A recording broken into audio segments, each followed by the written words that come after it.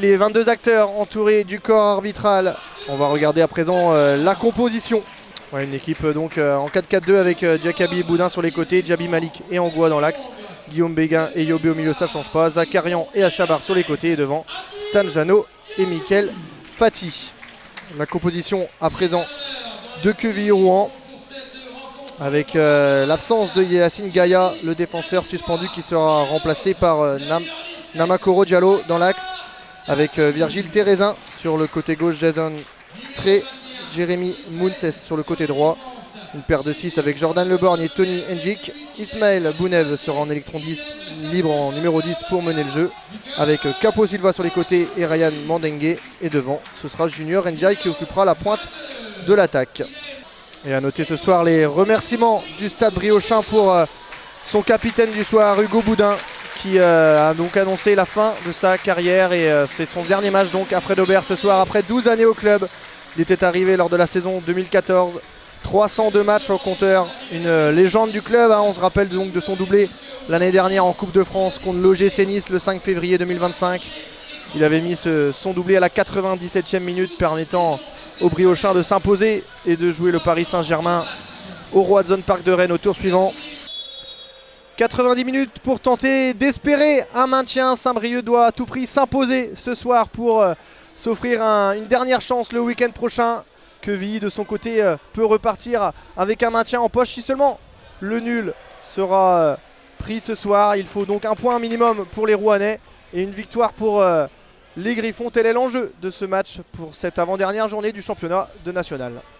Et un premier ballon tout de suite dans le camp des Rouennais. Et la pression mise par les Griffons avec Achabar sur son côté droit. Il s'appuie sur Yobé Achabar qui va remiser avec Fati, ça combine plutôt bien. Et Guillaume Béguin pour le changement d'aile avec Arthur Zakarian côté gauche. Il a la Boubacar Diakaby qui dédouble dans son dos, il va le préférer centrer. Le petit centre piqué au premier poteau, Mickaël Fati qui reprend. Et derrière, l'ouverture du score signé Léo Yobé. Oh, on parlait de l'entame du match contre Concarneau il y a 15 jours, et elle est exactement pareille. Les Griffons qui mettent le tempo d'entrée et qui ouvrent le score sur ce petit numéro de Mickaël Fati qui trouve Léo Yobé isolé au second poteau.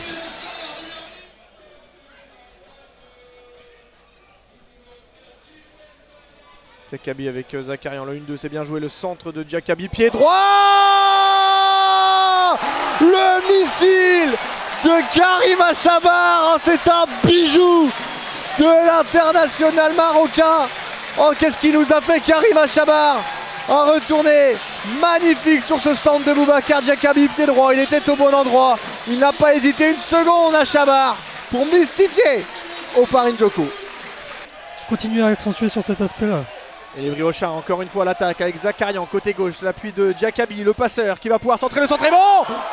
Ça fuit du bout du pied de Mickaël Fati. Oparin Djoko qui dégage ce ballon. Nouvelle fois le danger écarté, Zakarian à la retombée qui a tenté une reprise de volée pied gauche. Et le contre à venir pour les Rouennais avec Capo Silva qui perd le ballon. Attention à la petite mésentente entre Zakarian et Diakaby, ça profite à cette équipe de Rouen. Et la tentative de Ryan Mandengue captée par Franck Nostis. Ah, il partait au but Ryan Mandengue. Ouais, très en vue hein. Arthur Zakarian qui va sûrement être trouvé là par Stan Jano, le voilà. Zakarian avec son numéro 7 qui va pouvoir accélérer. Il va repiquer dans l'axe et pourquoi pas enrouler, chose qui est faite. Sa tentative qui passe juste à côté des cages d'Oparin Djoko. Ah, c'était bien vu de la part du numéro 7 de Briochin qui avait repiqué pour enrouler. Au milieu de la défense briochine et le bon décalage de Léo Rouillé. Côté droit pour l'autre Léo de cette équipe, Léo Yobé. Le centre deuxième poteau, il est bon. Et Mickaël Fati un petit peu en arrière pour rabattre cette tête. Il était un peu juste l'attaquant Griffon. Chercher Ryan Mandengue côté gauche. Le gaucher qui va pouvoir centrer. Le centre est bon. La tête au premier poteau, il avait plongé l'attaquant Junior Ndiaye. Ouh, le ballon récupéré par Rouillé. La feinte pour centrer, il est sur son pied droit, à l'extérieur du pied de son pied gauche pour Yobé. La frappe de loin. Elle est boxée par Oparin Djoko, cette frappe de Yobé. Ismaël Bouneb pour frapper ce coup franc avec sa patte droite, c'est joué à deux rapidement. Ça revient sur Bouneb, le centre deuxième poteau était bon. Et on en reste là, 2-0 pour le Stade Briochin. La mi-temps sous les applaudissements de Fred Aubert. Les Griffons qui font le job en menant par 2 buts d'écart face à QRM grâce à une grosse entame de match. On a vu 2 buts des Griffons dans les 10 premières minutes. Et tout de suite, ça met en confiance cette équipe. Jason Tré, Jordan Leborgne. Petit ballon pied gauche par-dessus la défense. Et c'est Bouékou qui va travailler le centre premier poteau. La reprise de Junior Ndiaye instantanée au premier poteau. C'est pas la première fois hein, qui fait son appel premier poteau. Celle-ci, elle était belle cette reprise et c'est Lostis qui détourne son poteau. Ah, ça s'est bien dégradé hein, depuis une dizaine de minutes maintenant. Un beau temps breton pour ce Saint-Brieuc-Quevilly-Rouen. Et le contre Griffon avec Djaby Malik et son pied gauche. Le centre est bon pour Michael Fati qui laisse passer intelligemment, mais Stanjano n'avait pas trop senti le coup. Le revoilà quand même au second poteau. Stanjano et son pied gauche. Le centre pour le pied droit.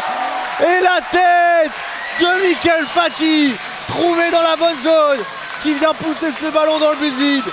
Ah, c'est bien fait. C'est le but libérateur peut-être des Briochins qui portent le score actuellement à 3-0 grâce à la réalisation de Michael Fati.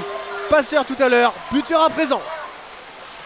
Jano qui écarte bien parfaitement pour Achabar, il a un peu d'espace devant lui, ça se referme, mais le centre au deuxième poteau, Zakarian qui a suivi. Ah, il aurait peut-être dû frapper en une touche de balle Arthur Zakarian, lui qui a tenté la remise sur Fati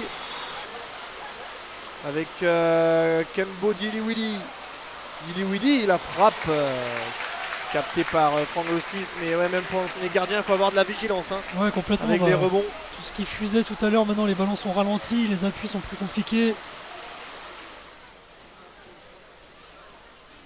Dédé-Lhomme. Le tacle de Léo Yobé qui va être sanctionné d'un rouge. Il avait déjà un carton jaune en plus, Léo Yobé, il n'a même pas eu besoin d'un deuxième jaune. C'est le rouge qui est directement sorti de la poche de monsieur Bovo-Lenta. Et Léo Yobé qui va finir le match au vestiaire et qui ne sera pas du déplacement à Versailles le week-end prochain. Rouillé de la tête.